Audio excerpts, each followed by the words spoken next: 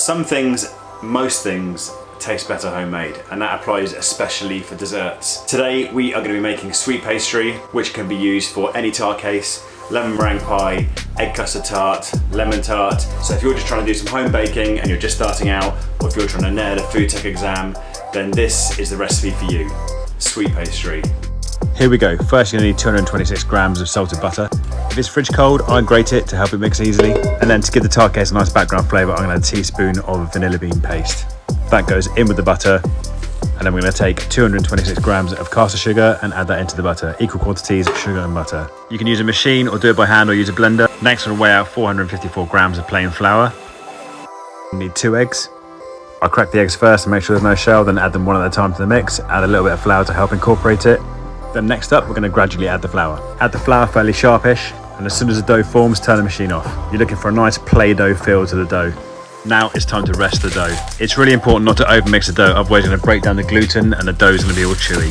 Put the dough into the freezer bag, push it down and roll it out. We're doing this so when it's chilled, it's easy to roll into a tart shape.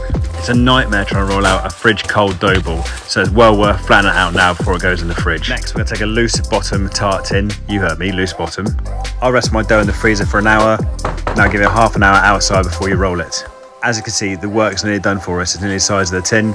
I grease the tin and then dust it with caster sugar. You can use paper if you want to. Now, lightly flour the surface, dust a little flour on top. The secret here is to make sure the pastry is nice and mobile all the time. Give it a couple of rolls and then move it again. Roll and then move, roll and then move. Once the pastry becomes too large to move, roll it up like this to move it around. I like to get my pastry as thin as possible, but you can go a little bit thicker to start with till you get used to it. Use your case as a guide to see how much you need to cut off. Trim the edges just around the edge, and then keep the leftover dough for later.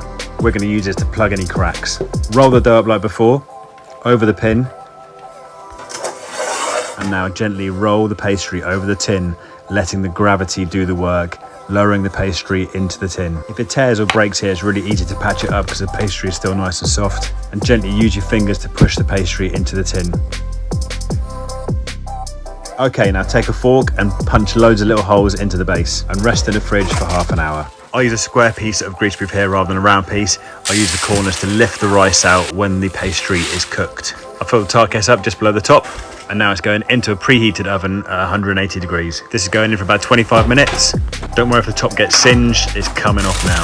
Now carefully move the rice. If there's any rice left in there, just pick it out, but you should be good. Now what I do is brush over a little bit of the leftover egg yolk or egg white. This is just going to help make it leak proof when the liquid goes in. Then pop it back into the oven for 5 minutes to help set this up.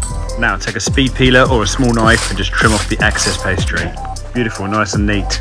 And there it is, your sweet pastry tart case.